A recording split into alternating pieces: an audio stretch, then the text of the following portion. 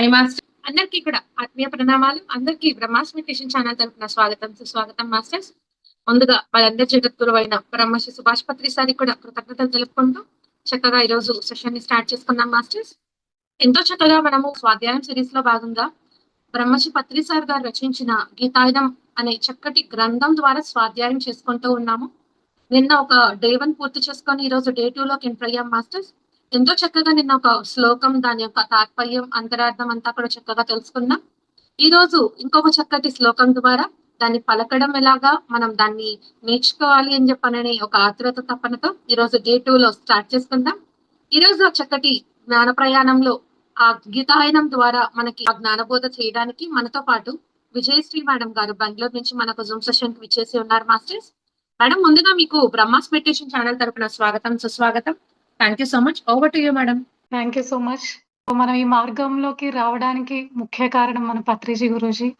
So ఇవాళ thanks giving day అన్నమాట. అందరి గురువులకి, మన లైఫ్లో వచ్చిన అందరి గురువులకి. మనం డైరెక్ట్గా నేర్చుకుంటాము, ఇండైరెక్ట్గా నేర్చుకుంటాం. ప్రతి ఒక్కరి నుంచి కూడా, ప్రతి ప్రాణి నుంచి కూడా అన్నది ఇప్పుడు మనం తెలుసుకున్న జ్ఞానము. సో అందరికి ఇవాళ థ్యాంక్స్ చెప్పుకుందాము. ముఖ్యంగా మన పత్రిజీ సార్కి ఈ జర్నీకి చాలా హెల్ప్ అవుతున్నారు మన గురూజీ. సో అందరూ ఒక 1 మినిట్ సార్కి గ్రాటిట్యూడ్ చెప్పుకుంటూ ఈ క్లాస్ స్టార్ట్ చేద్దామండి. Okay. Heartful thanks to our great master Pitamaha Patriji sir. Thank you.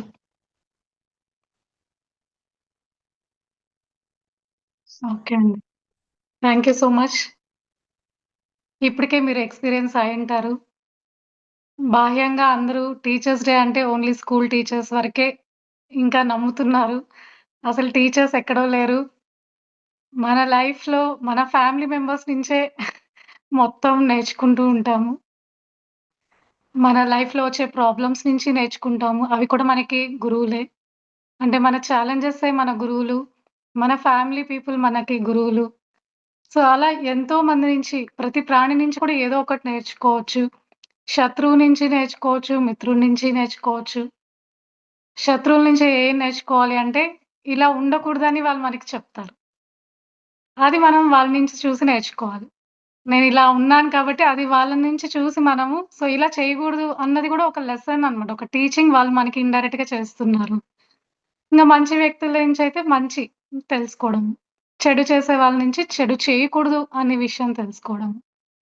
So, Ramayana, Mahabharata అంతా కూడా ఇదే గదండీ! మహాభారత అంతా కూడా ఇలా ఉండకూడదు అని చూపించేదే మన మహాభారత్. అవును కదండీ! సో, ఇలాంటి జీవితం జీవించకూడదు. ఈ కౌరవులందరూ మనకి ఇండైరెక్ట్ టీచర్స్ అన్నమాట. సో, రామాయణం నుంచి ఆదర్శ పురుషుడు ఎలా ఉండాలి? రాముడి నుంచి ఇలా మనం ప్రతి ఒక్క విషయం నుంచి నేర్చుకోవాలి. నేర్చుకోవడానికే వచ్చాము ఈ భూమి మీదకి కూడా. అవును కదండీ! అనుభవాలు పొందడానికి, నేర్చుకోవడానికి, ఇంకా నేర్పించడానికి. ఎప్పుడు నేర్చుకుంటూ ఉండాలి, నేర్పిస్తూ ఉండాలి. ఇదే అండి నేను తెలుసుకున్నది కూడా. నేర్చుకుంటూ ఉండాలి. ఎప్పుడు నిరంతర విద్యార్థులం మనము. ఇంకా మనకు తెలిసింది అందరికీ షేర్ చేయడం మన కర్తవ్యం, మన ధర్మం. యాక్సెప్ట్ చేస్తారు కదండీ! అంతే గదండీ! సో, ఇవాళ టీచర్స్ డే కాబట్టి ఇప్పుడు నేనేదో అన్నీ వచ్చి చెప్తున్నానని కాదండి. నేను గూడా అందరి నుంచి నేర్చుకుంటూ నాకు తెలిసింది నేను కొంత షేర్ చేసుకుంటున్నాను.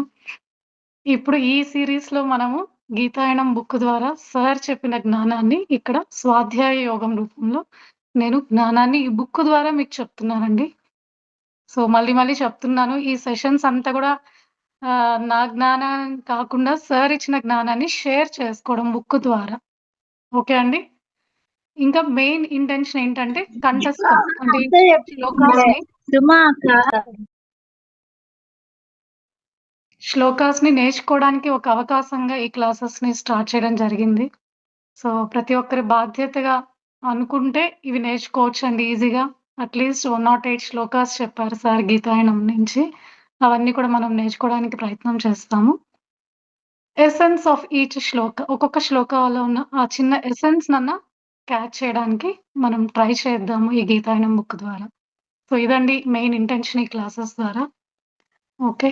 సో, వీడియోస్ మరొకసారి చెప్తున్నాను. Videos on జేసుకోండి. బుక్స్ ఉంటే పట్టుకోండి చేతిలో.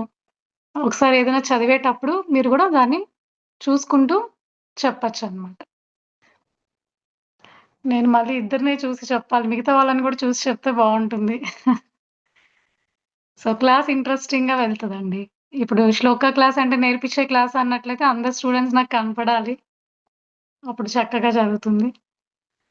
ఓకే. నిన్న మనము సెకండ్ చాప్టర్ నుంచి థర్డ్ శ్లోక నేర్చుకున్నాము. శ్రీ భగవాను వాచ అంటే కృష్ణుడు అర్జునుడికి చెప్పిన శ్లోక ఇదంతా కూడా సాంఖ్య యోగ కింద వస్తదండి. సాంఖ్య యోగం మొత్తం కూడా భగవద్గీతలో second chapter inner peace and inner స్ట్రెంగ్త్‌ని డెవలప్ చేయడానికి అర్జునుడిలో ఆత్మబోధ చేశాడు శ్రీకృష్ణ భగవానుడు. సాంఖ్యయోగం మొత్తం కూడా అంతే అండి. సో, ఇక్కడంతా కూడా తన స్ట్రెంగ్త్‌ని పెంచడానికి ఇన్నర్ స్ట్రెంగ్త్, మనలో పీస్‌ని ఎలా డెవలప్ చేసుకోవాలా, మనశ్శాంతిని వీటికి సంబంధించిన శ్లోకాలనమాట. అప్‌లిఫ్ట్ చేస్తూ ఉంటాడు ఆత్మబోధ ద్వారా అర్జునుడికి.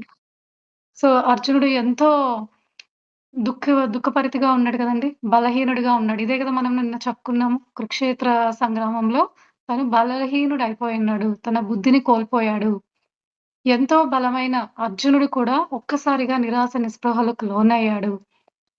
అంటే ఇదంతా కూడా మనకి అప్లై అవుతుంది. ఇప్పుడు మనందరి పరిస్థితి అదే అన్నమాట. అర్జునుడి స్థితిలో మనల్ని మనం భావించుకోవాలి. అర్జునుడు ఎప్పుడైతే ఆ మనసు స్థితిలో, ఆ శరీర భావంతో ఉండిపోయాడో, తనకి మొత్తం కమ్మేసింది. మాయ కమ్మేసింది. తన నిజతత్వాన్ని కోల్పోయి ఉన్నాడు ఇక్కడ అర్జునుడు.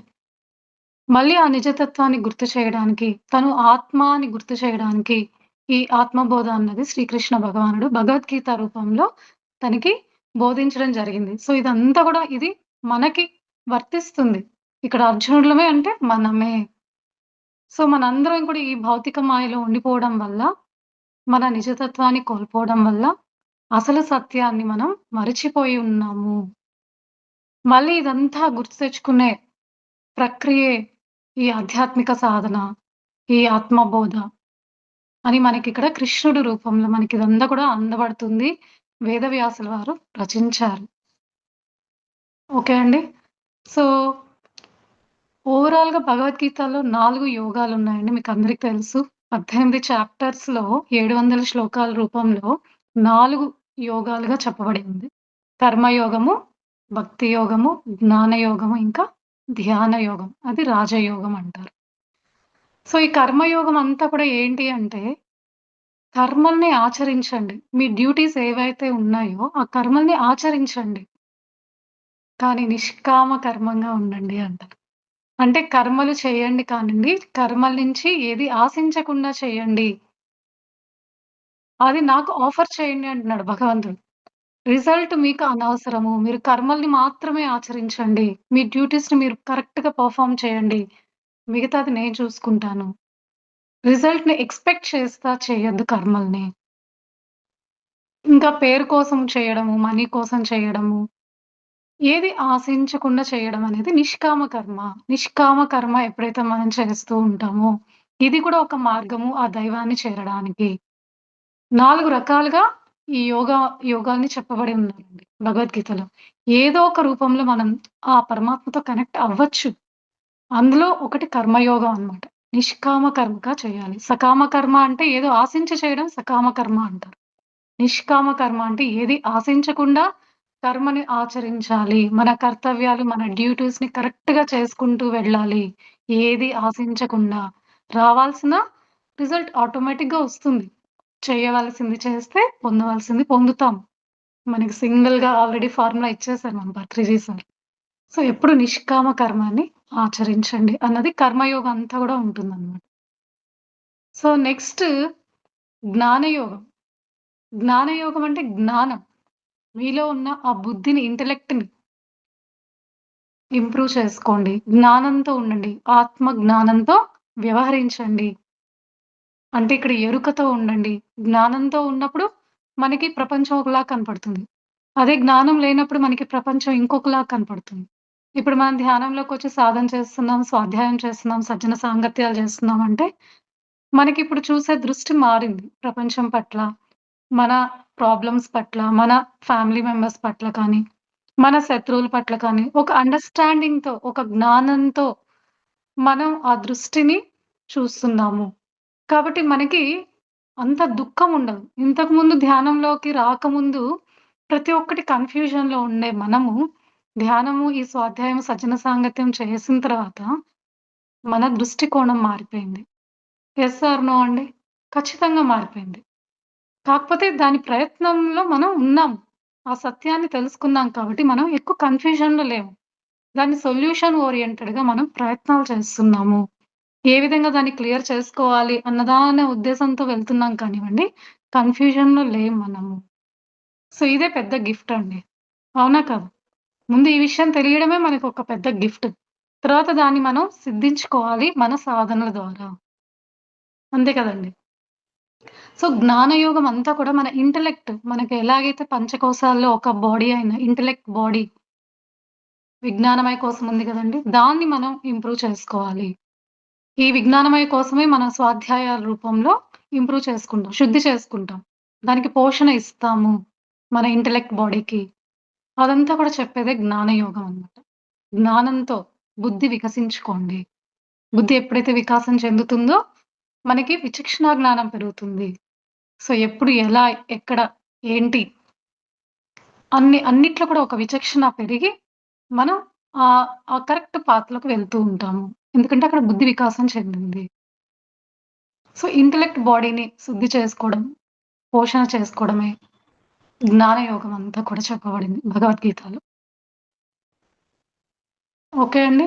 సో, నెక్స్ట్ భక్తి యోగం ఉంది. అంటే భక్తి ద్వారా గూడా ఆ దేవుడిని మనం పరమాత్మతో కనెక్ట్ అవ్వచ్చు. అంటే సరెండర్‌నెస్ అన్నమాట. సరెండర్ అయిపోవాలి. ప్రేమపూర్వకమైన భక్తితో కూడా సరెండర్ అవ్వచ్చు. ఇలా చెప్పుకున్న వాళ్ళలో కొంతమందే ఉన్నారు. మీరాబాయి, అన్నమయ్య అంటే వాళ్ళెంతో భక్తి సరెండర్‌నెస్ టు గాడ్ అన్నమాట. అంటే ఆ భక్తిలో కూడా మనం ఆ పరమాత్మతో కనెక్ట్ అవ్వచ్చు. అంటే 4 విధాలుగా ఆ పరమాత్మతో కనెక్ట్ అవ్వచ్చు అని రకరకాలుగా వేస్ చూపిచ్చారు మనకి భగవద్గీతలో. కృష్ణుడు ఇన్ని మార్గాలు అర్జునుడికి చెప్పాడు. ఎన్ని ఉన్నా కూడా అల్టిమేట్ ఏది? సులువైనది, అతి తక్కువ సమయంలో ధ్యాన మార్గంలో నన్ను చేరొచ్చు. నన్ను కనెక్ట్ అవ్వచ్చు అని మనకి రాజయోగం అదే ధ్యాన యోగం ద్వారా అని మనకి లాస్ట్ ధ్యాన యోగం గురించి కూడా భగవద్గీతలో చాలా ఇంపార్టెన్స్ ఇచ్చారు. అవును కదండీ! ధ్యానం అంటే ఇంక మన మనస్సు మీద మన సెన్సెస్ మీద నియంత్రణ, మన మనస్సు మీద ఆధిపత్యం. లేకపోతే మనస్సుని ఫ్రెండ్లీ చేసుకోవడం. ఒక శత్రువుగా అంటే మనసు మాట వినదు అనేదానికి మనసు మన మాట వినేటట్లు చేసుకునే ప్రక్రియ ధ్యాన యోగం అన్నమాట. ఇప్పుడు మనందరం ఈ ధ్యాన మార్గంలోనే వెళ్తున్నాం. సో, మన మనస్సుని కంట్రోల్ చేయడానికి మనం ప్రయత్నాలు చేస్తున్నాము. మన ఇంద్రియాల్ని కంట్రోల్ చేయడానికి మనం ట్రై చేస్తున్నాం. అవునా కాదండి? సో, ఇదంతా కూడా శ్వాస మీద ధ్యాస అనే ప్రక్రియతో ఈ ధ్యాన స్థితిలోకి వెళ్ళి, మన మనస్సు మీద మనం ఆధిపత్యం చేయడానికి ట్రై చేస్తున్నాం. అంటే మనసుని మన వైపు తిప్పుకుంటున్నాము. సో, ఇన్ని రోజులు మనసు వెనక పరిగెట్టాము. ఆ మాయలోకి వెళ్ళిపోయాం. స్ట్రక్ అయిపోయాము ఆ ఎనర్జీస్‌లో. ఇప్పుడు మనము మనసుకి మనం చెప్పుకోగలుగుతాం. మనం ఏం చెప్తే అది వినేటట్లు మనం చేయడానికి ప్రయత్నం చేస్తున్నాము. సో, ఇదే గదండీ ధ్యాన యోగం అంటే. మన మనస్సు మీద నియంత్రణ, మన సెన్సెస్ మీద నియంత్రణ. అదే సాధించేది ధ్యానంలో. ఇంకా అదే మన ముక్తికి, మోక్షానికి మార్గము అని మనకి క్లియర్‌గా అన్నిటికన్నా హైయెస్ట్ ధ్యాన మార్గం అని మనకి చెప్పబడింది. మీరు భగవద్గీతలో గూడా గమనిస్తే ప్రతి చాప్టర్ లాస్ట్‌లో కూడా యోగ విద్యాయాం, బ్రహ్మ విద్య ఇవన్నీ కూడా చెప్తారనమాట. శ్రీకృష్ణ అర్జున సంవాదే అని చెప్తూ యోగ విద్య, బ్రహ్మ విద్య ఇవన్నీ చెప్తారు. అంటే యోగ విద్య, బ్రహ్మ విద్య అన్నది లాస్ట్ అల్టిమేట్ ఇంకా ధ్యాన యోగమే అన్నమాట. యోగము అంటేనే కలయిక అని చెప్తున్నారిక్కడ. కదండీ! యోగా అంటే కలయిక. ఆత్మ పరమాత్మతో కలిసిపోవడమే యోగము. అది రకరకాల యోగాల రూపంలో మనకి భగవద్గీతలో మనకి చెప్పబడి ఉంది.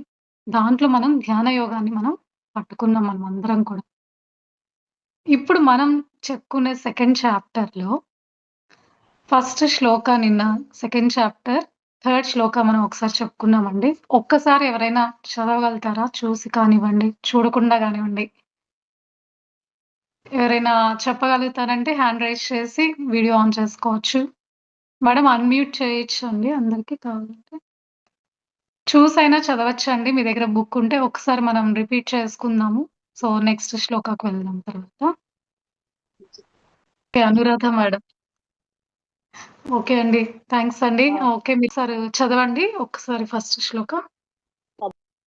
మనందరి గురువు గారైనటువంటి బ్రహ్మర్షి పత్రిజీ గారికి నా ఆత్మ ప్రణామాలు, కృతజ్ఞతలు మాస్టర్.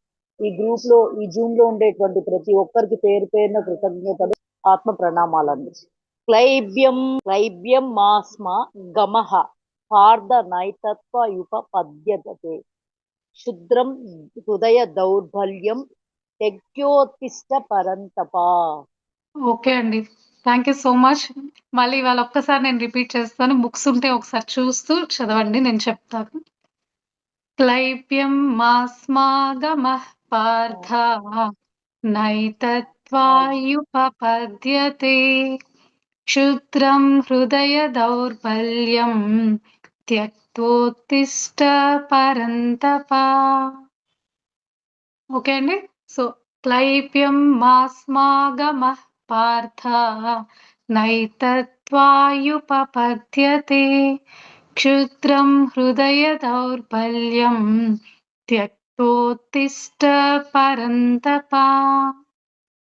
ఓకే అండి. సో, ఇలా ఇక్కడి వరకు అంటే ఎక్కడ కట్ అవ్వాలి, ఎక్కడ కంటిన్యూ చేయాలనేది మనం కొంచెం తెలుసుకోవాలి. మిస్టేక్స్ అయితే లేదండి. స్పెల్లింగ్ మిస్టేక్స్ కరెక్ట్‌గా చెప్పారు. సో, ఇక్కడ నిన్న ధ్యాన వివరణలో మనం ఏం నేర్చుకున్నాము? ఆ ఒక్క ఎసెన్స్ ఏంటి ఈ శ్లోకా నుంచి అంటే, సో, మనకి ఎన్నో రకాల అడ్డంకులు వస్తూ ఉంటాయి జీవితమనంగా. ఏదన్నా మొదలుపెట్టినా, ఏ కార్యక్రమం మొదలుపెట్టినా, ఏ సాధన మొదలుపెట్టినా గూడా అడ్డంకులనేది సహజము. అలాంటి అడ్డంకులు వచ్చినప్పుడు మనం భయపడకుండా, బలహీనులవ్వకుండా, ఒక్క అడుగు ధైర్యంతో ముందుకు వేసినప్పుడు, మనకి ఆ ప్రకృతి నుంచి, ఆ పరమాత్మ నుంచి మనకొక సపోర్ట్ అనేది ఆటోమేటిక్‌గా వస్తుంది అని మనకిక్కడ భగవానుడు అర్జునుడికి చెప్పిన బోధలో మనకిక్కడ అర్థమవుతుందండి. సో, ఇక్కడ ఏ విషయం తెలుసుకున్నామంటే, మనము ఒక్క అడుగు ముందుకు వేయాలి. పరిస్థితులను చూసి భయపడకూడదు. అవన్నీ కూడా మన ఎదుగుదలకి సోపానాలు అన్న విషయం మెయిన్ ఎసెన్స్ అండి ఈ శ్లోకా నుంచి. సో, అర్జునుడు ఎలా అయితే బలహీనుడయిపోయాడు, భయపడిపోయాడు, మనస్సు మాయలో పడిపోయాడు. ఈ భౌతికమే నిజమనుకోని భ్రమలో ఉండిపోయాడు ఒక్క సెకండు. అంత జ్ఞాని, అంత సమర్థుడు అయిన అర్జునుడే ఇలా ఒక్కసారి నిరాశ నిస్పృహలోకి పోయాడు అంటే, ఆ మనసు చేసే మాయ అలా మనల్ని కమ్మేస్తుంది ఒక్కొక్కసారి. మనం ఎంత ఎదిగినా కూడా ఒక్కొక్కసారి మనం ఫ్లిప్ అవుతూ ఉంటాము. అయినా కూడా ఎరుకతో ఒక్క స్టెప్ మీరు ధైర్యంగా ముందుకు అడుగు వేయండి. వాటన్నిటిని సాక్షిగా చూస్తూ సాధన మీదే ఫోకస్ చేయండి. మీ మనసంతా కూడా అంతిమ లక్ష్యం పైన ఉండాలి అని చెప్తున్నారిక్కడ. మధ్య మధ్యలో వచ్చే ఆటంకాలన్నిటిని చూడకుండా దృష్టి అంతా కూడా అంతిమ లక్ష్యం పైన ఎప్పుడైతే మనకుంది అంటే ఇవన్నీ కూడా చిన్నవిగా కనపడతాయి. ఎలాంటివొచ్చినా కూడా అంతిమ లక్ష్యం పైన దృష్టి ఉండాలి అన్నది ఈ విషయం మనం ఇక్కడ ఈ శ్లోకా నుంచి నేర్చుకోవచ్చనమాట. ఓకే అండి. సో, ఇవాళ మనం సెకండ్ శ్లోకా నేర్చుకుందాము. ఓకే. సో, సెకండ్ శ్లోకా వచ్చేసి సెకండ్ చాప్టర్‌లోనే 11థ్ శ్లోకా అండి. బుక్ ఉంటే మీరు ప్లీజ్ ఫాలో అవ్వండి బుక్ చూసుకుంటూ. సెకండ్ చాప్టర్ 11థ్ శ్లోకా. మీరు నోట్ చేసుకోవచ్చు ఈ శ్లోకాని. సో, నేను ఒకసారి ఇప్పుడు రిసైట్ చేస్తానండి. బుక్స్ ఉంటే గమనించండి. అశోచ్యానన్వశోచస్త్వం ప్రజ్ఞావాదాంశ్చ భాషసే గతాసు నగతాసూంశ్చ నానుశోచంతి పండితాః. ఓకే. One more time. అశోచ్యానన్వశోచస్త్వం ప్రజ్ఞావాదాంశ్చ భాషసే గతాసు నగతాసూంశ్చ నానుశోచంతి పండితాః. వన్ లాస్ట్ టైమ్ అండి. అశోచ్యానన్వశోచస్త్వం ప్రజ్ఞావాదాంశ్చ భాషసే గతాసు నగతాసూంశ్చ నానుశోచంతి పండితాః. ఓకే.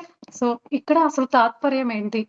అసలు ఈ శ్లోకానికి అర్థమేంటో మనకి పత్రిజీ సార్ ఇక్కడ తాత్పర్యము, ధ్యాన వివరణ 2 చెప్పు ఉన్నారండి. ఒకసారి మనం స్వాధ్యాయం చేసుకుందాం బుక్ ద్వారా.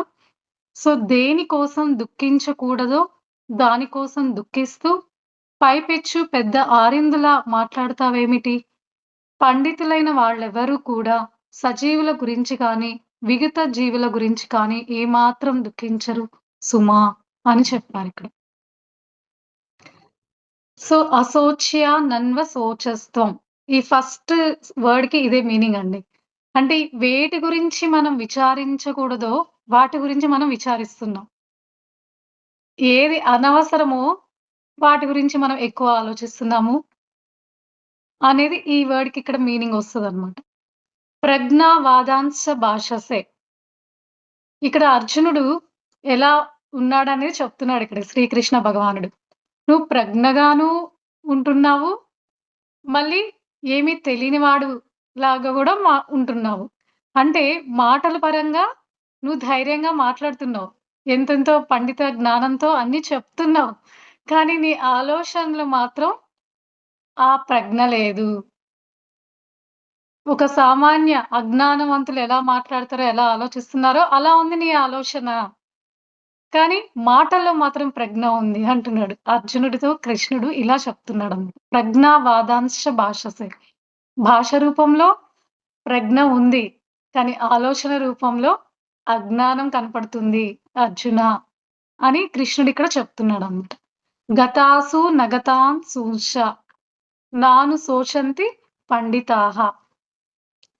సో, మరణించని వారి గురించి కానీ, మరణించే వారి గురించి కానీ పండితులైంటే ఒకవేళ జ్ఞాని అయితే బాధపడరనమాట. పండితులు అంటే ఆత్మజ్ఞానం కలిగిన వాళ్ళు ఉన్న వాళ్ళ పట్ల, లేని వారి పట్ల రెండిట్లోనూ సమభావంతో కలిగి ఉంటారు అని చెప్తున్నాను. ఎందుకంటే ఆత్మజ్ఞానికి తెలుసు కదా! ఆత్మకి చావనేది లేదు. అది శాశ్వతమైనది, నిత్యమైనది కాబట్టి ఆ జ్ఞానికి మరణించిన వాడన్నా ఒకటే, మరణించకుండా ఉన్నవాడైనా ఒకటే. సో, ఎవరి పట్ల దుఃఖం ఉండదు. సమత్వంలో ఉంటాడు పండితుడనేవాడు. అలాంటి ఆత్మజ్ఞానం లేనందువల్ల నువ్వు ఇలా దుఃఖితుడు అవుతున్నావు. నీ ఆలోచనలేమో ఇలా ఉన్నాయి. నువ్వు ఎందుకు బాధపడుతున్నావు అర్జున? ఇక్కడ ఎవ్వరు చనిపోవట్లేదు. శరీరానికి మాత్రమే మరణముంది. ఆత్మ అని నిత్యమైనది. నువ్వు ఈ సత్యాన్ని తెలుసుకోవాలి. నీకు ఈ జ్ఞానం ఉంది.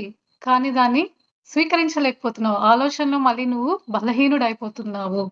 అందుకే నువ్వు యోగివిక.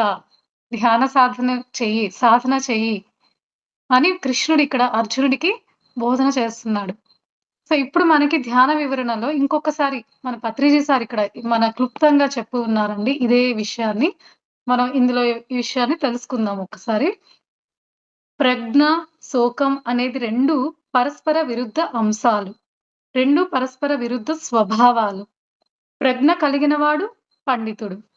ప్రపంచంలో ఉన్న ప్రతి ఒక్కడూ చనిపోయేవాడే అన్న సత్యం పండితుడికి తెలుసు. అందుకే ఒకానొక చనిపోయిన వాడి కోసం కానీ, ఒకానొక చనిపోబోయే వాడి కోసం కానీ, అంటే ఉన్నవాడిని గురించి కానీ, పోయిన వాడి గురించి కానీ పండితుడు ఎప్పుడూ శోకించడు. పండితుడు దేనికి ఏడవడు.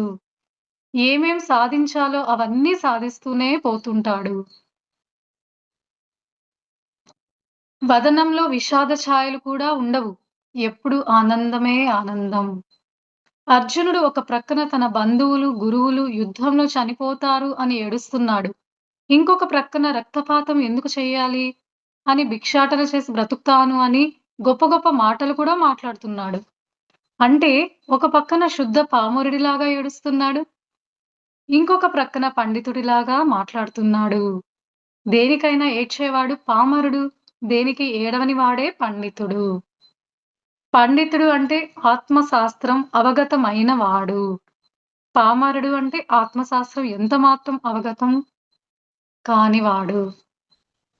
అంతే అండి. చిన్న ఎసెన్స్ మనం పట్టుకుంటే చాలండి. మనం గొప్పగా మనం దీన్ని లోతుల్లోకి మీరు ఎన్నో రకాల యూట్యూబ్ నుంచి కూడా మనం తెలుసుకోవచ్చు విషయాలు. ఇంకా అంత లోపలికెళ్ళొచ్చు. మనం సులువుగా ఈ శ్లోకం చెప్పగానే ఒక చిన్న ఎసెన్స్ మనకి గుర్తు రావాలి అంటే ఒక్కొక్క పాయింట్‌ని మనం క్యాచ్ చేస్తే సరిపోతుందండి. ఇంకా ఎవరి ఇంట్రెస్ట్‌ని బట్టి మనం రకరకాల ఇంకా అంతర్‌లోకి వెళ్ళొచ్చు. సో, మనం ఇక్కడ మెయిన్ కంఠస్థం చేయడానికి ఈ గీతాయనం మొదలుపెట్టాము. ఇందులో ఒక్క పాయింట్‌ని మనం క్యాచ్ చేసుకొని దాన్ని మనం డైజెస్ట్ చేసుకుంటే మన జీవితం మారిపోతదండి. సో, ఇక్కడ పండితుడు, పామరుడు గురించి మనకి ఇక్కడ వివరించడం జరిగింది. సో, పండితుడు అంటే ఆత్మజ్ఞానం కలిగిన వాడు. ఆత్మజ్ఞానులతో ఉన్నప్పుడు ఆత్మజ్ఞానిగా ఉన్నప్పుడు మనకి దుఃఖము, శోకము ఉండదు. ఎందుకంటే మనం సత్యాన్ని తెలుసుకున్నాము. ఆత్మకి మరణమే లేదు. అది నిత్యమైనది అని చెప్తున్నారిక్కడ. సో, పామరుడు అంటే అజ్ఞానం కలగనివాడు. అంటే ఆత్మజ్ఞానం లేనివాడు. ఎప్పుడు శోకంలో ఉంటాడు. ఎక్కువ సుఖపడిపోతూ ఉంటాడు. ఎక్కువ దుఃఖపడిపోతూ ఉంటాడు. సంతోషమొస్తే ఎక్కువ ఆనందం. ఇప్పుడు మన పరిస్థితి కూడా అందరికి ఇదే. ఏదో కొంత ప్రయత్నానికి మనం ముందడుగు వేస్తున్నాం. ఇవన్నీ కూడా మనం దాటడానికి మనం ప్రయత్నంగా చేస్తున్నాం ఒక సాధన రూపంలో. ఆ జ్ఞానాన్ని తెలుసుకున్నాం కాబట్టి. సో, పండితుడికి, పామరుడికి డిఫరెన్స్ ఇక్కడ చెప్తూ అర్జునుడికి ఆత్మబోధ చేస్తున్నాడు శ్రీకృష్ణ భగవానుడు. ఓకే అండి. ఈ చిన్న విషయాన్ని గుర్తుపెట్టుకోవాలి. సో, ఆత్మకి చావు లేదు. అది సత్యమైనది, నిత్యమైనది, శాశ్వతమైనది. సో, ఎందుకు దుఃఖించాలి అర్జునా? వీళ్ళందరూ కూడా మరణిస్తున్నారని నువ్వు అనుకుంటున్నావు. కానీ అది ఓన్లీ శరీరానికే మరణముంది. వాళ్ళందరూ కూడా ఆత్మలు. ఇక్కడ నువ్వు చేయాల్సింది నీ కర్మని ఆచరించు. నువ్వు క్షత్రియుడివి కాబట్టి నీ కర్తవ్యాన్ని, నీ కర్మని ఆచరించడం నీ ధర్మమవుతుంది. కానీ అర్జునుడు ఆ మోహంలో ఉన్నాడు. ఆ బంధంలో ఉన్నాడు. ఆ ప్రేమ, కరుణ అంటే వీళ్ళందరూ నా ఫ్యామిలీ మెంబర్స్ కదా! నేనెట్లా వీళ్ళని చంపగలుగుతాను కృష్ణ? నాకు మనసు రావట్లేదు అన్నప్పుడు నువ్వు క్షత్రియుడివి. నువ్వు ఇక్కడ నీ ధర్మాన్ని నువ్వు పాటిస్తున్నావు. నీ కర్తవ్యాన్ని ఆచరిస్తున్నావు అని పదే పదే గుర్తు తెస్తూ ఆత్మ యొక్క సత్యాన్ని ఇక్కడ బోధిస్తున్నాడు కృష్ణుడు అర్జునుడికి. సో, ఇదంతా కూడా మనం గూడా తీసుకోవాలి.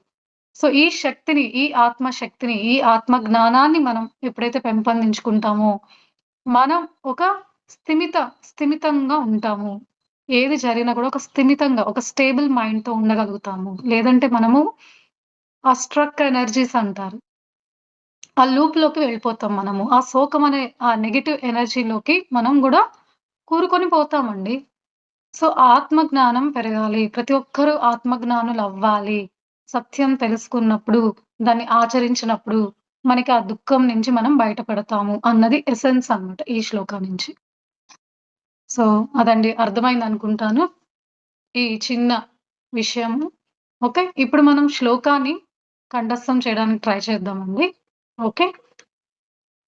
అశోచ్యానన్వశోచస్త్వం అశోచ్యానన్వశోచస్త్వం అశోచ్యానన్వశోచస్త్వం అశోచ్యానన్వశోచస్త్వం ప్రజ్ఞావాదాంశ్చ భాషసే ప్రజ్ఞావాదాంశ్చ భాషసే గతాసు నగతాసూంశ్చ గతాసు నగతాసూంశ్చ నానుశోచంతి పండితాః నానుశోచంతి పండితాః. ఓకే. అశోచ్యానన్వశోచస్త్వం ప్రజ్ఞావాదాంశ్చ భాషసే. అనురాధ మేడం మీరు ఒకసారి చెప్పండి. 1 బై 1 ఒకసారి చెప్పండి. అశోచ్యానందశోచత్వం ప్రజ్ఞావాదాంశ భాషసే. వెరీ గుడ్ అండి. Very correct. సార్ మీరు చెప్తారా వినాయక్ సార్? అశోచానందశోచస్త్వం ప్రజ్ఞావాదాంశ భాషసే. వెరీ నైస్ అండి. కరెక్ట్. మేడం నీరజ మేడం మీరు చెప్తారా? అశోచానందశోచస్త్వం ప్రజ్ఞావాదాంశ భాషసే గతాసు Yes, న ma'am. గతాసూంచ నానుశోచంతి పండితాః. వెరీ గుడ్ అండి. Very nice. Thank you. So అశోచ్యానన్వశోచస్త్వం ప్రజ్ఞావాదాంశ భాషసే. సెకండ్ లైన్ అండి.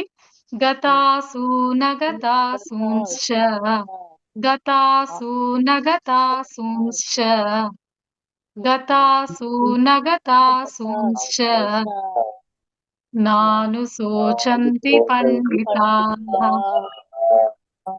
నానుశోచంతి పండితాః. ఓకే అండి. ఇప్పుడు ఫస్ట్ వర్డ్ చెప్దామండి. గతాసు నగతాసూంశ్చ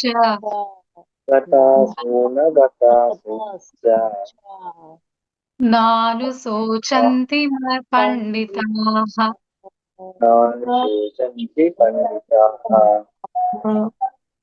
ఓకే అండి. ప్లీజ్ రిపీట్ అండి. Second line Anuradha madam. గతాసు నగతాసుం చ నాను శోచంతి పండితా. Very nice. సార్ మీరు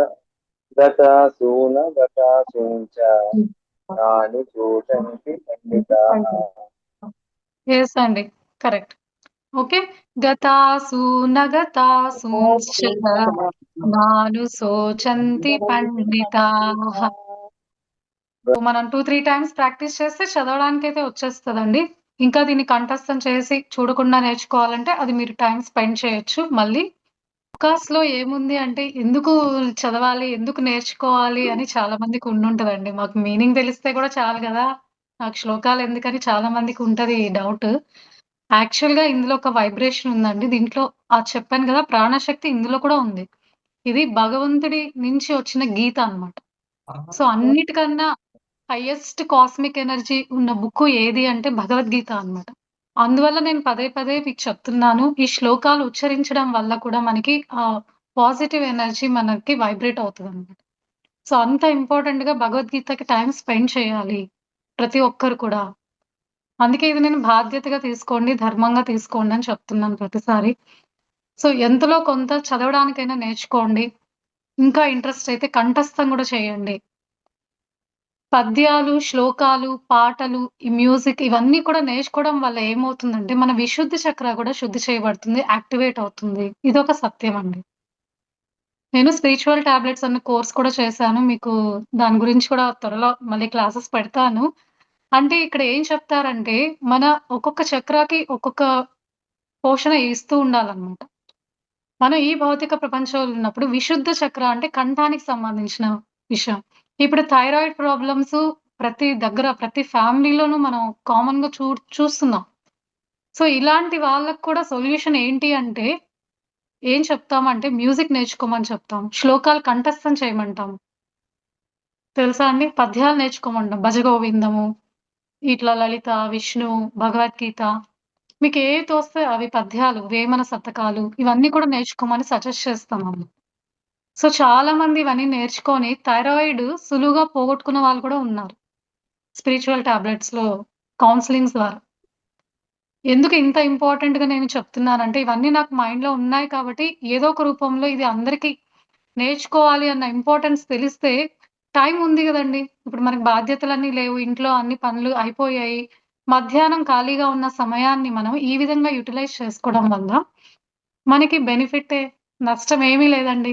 కాపోతే కొంచెం త్యాగం చేస్తాం. పడుకోవాలనుకుంటే పడుకోము అంతే.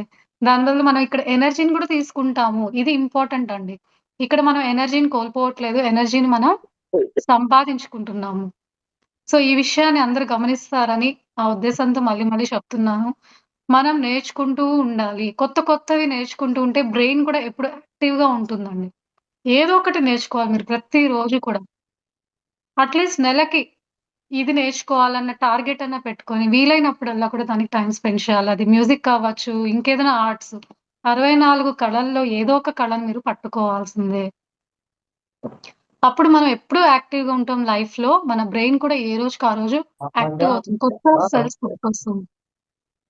సో, ఇది గమనిస్తారు. అందుకని నేనిక్కడ చెప్తున్నాను. చాలా మంది అనుకోవచ్చు, ఇది నేను నేర్చుకోవాలా అంత అవసరమా ఇప్పుడు నాకి అవసరం లేదు కదా! నాకు జ్ఞానం తెలిస్తే నేనెళ్ళిపోతాను చాలు అనుకోకుండా సో, ఈ క్లాసెస్ ఇంటెన్షన్ ఏంటంటే శ్లోకాలు నేర్చుకోవడం ఒకటి. దాంట్లో ఉన్న ఒక చిన్న ఎసెన్స్‌ని మనం పట్టుకోవడానికి ప్రయత్నం చేస్తున్నాము. మళ్ళీ మళ్ళీ చెప్తున్నానండి.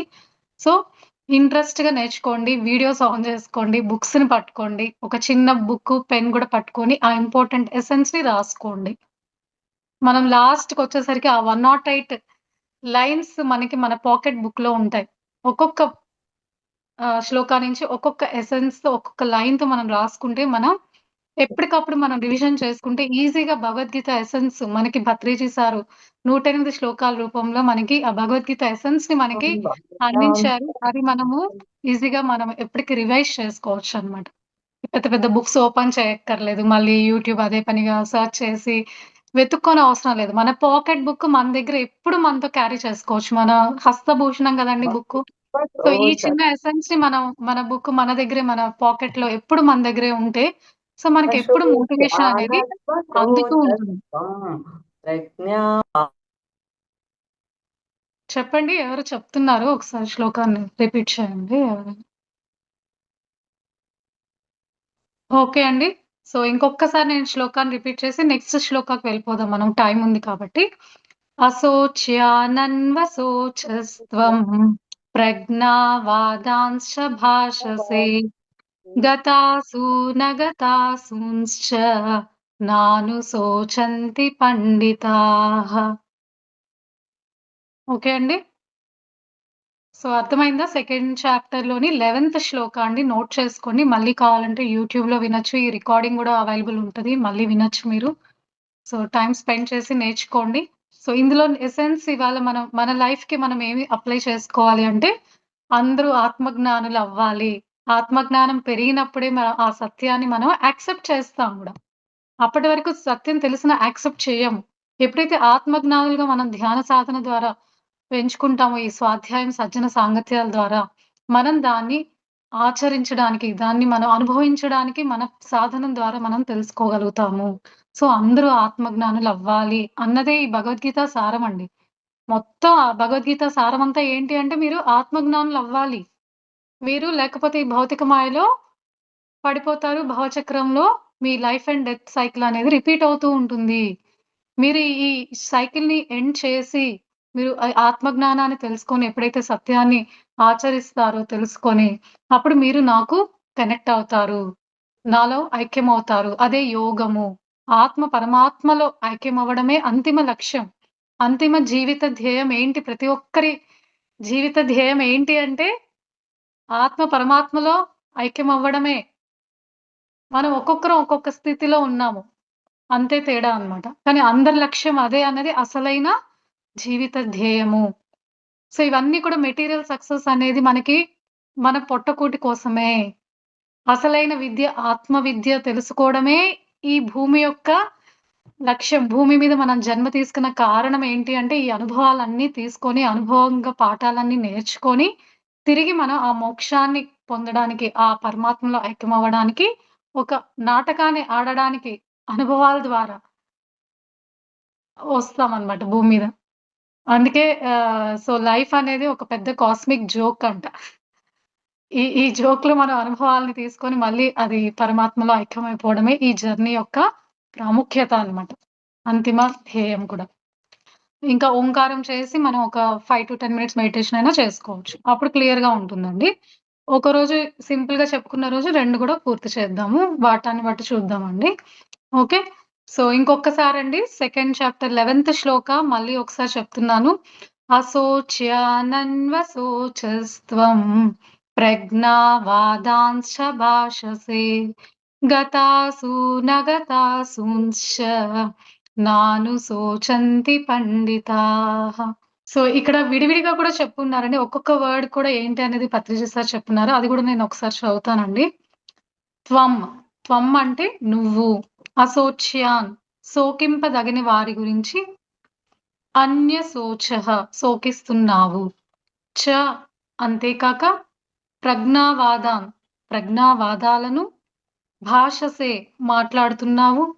కానీ గతాసూన్ మరణించిన వారి గురించి చ మరి అగతాసూన్ బ్రతికి ఉన్న వారిని గురించి పండితాః ఆత్మజ్ఞానం పొందినవారు న అనుశోచంతి దుఃఖించరు అని విడివిడిగా వర్డ్‌కి ఇలా మనకి మీనింగ్ ఇచ్చారు.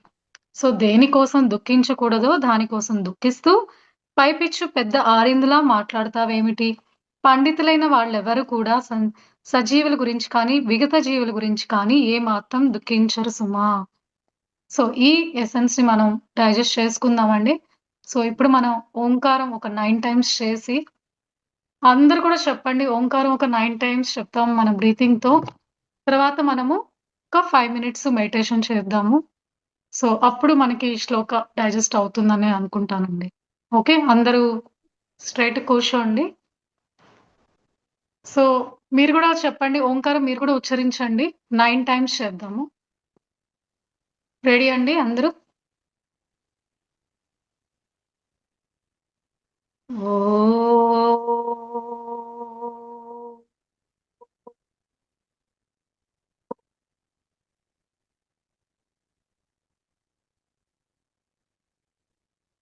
ఓం.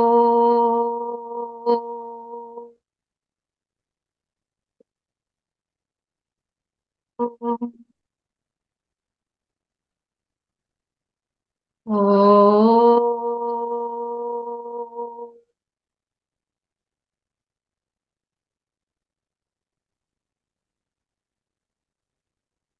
ఓం. ఓం. ఓం.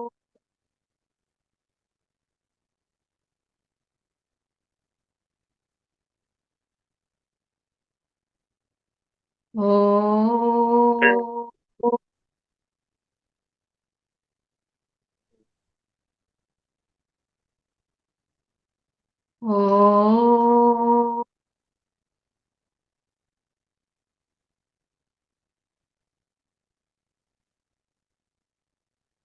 ఓం.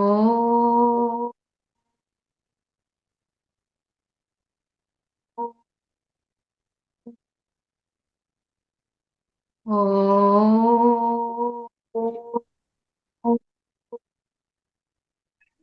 ఓం. ఓం.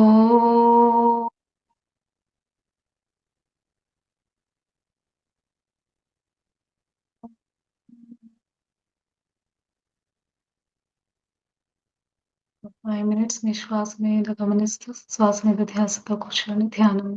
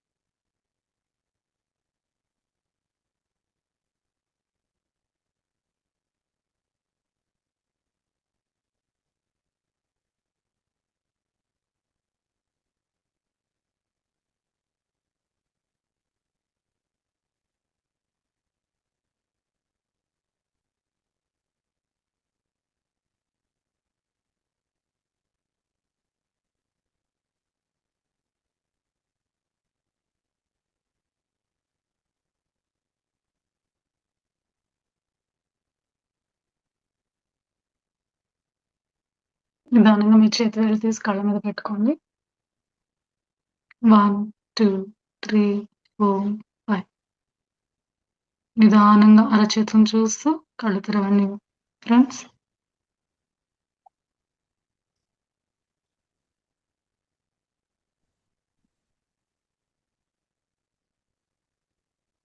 థ్యాంక్ యూ అండి.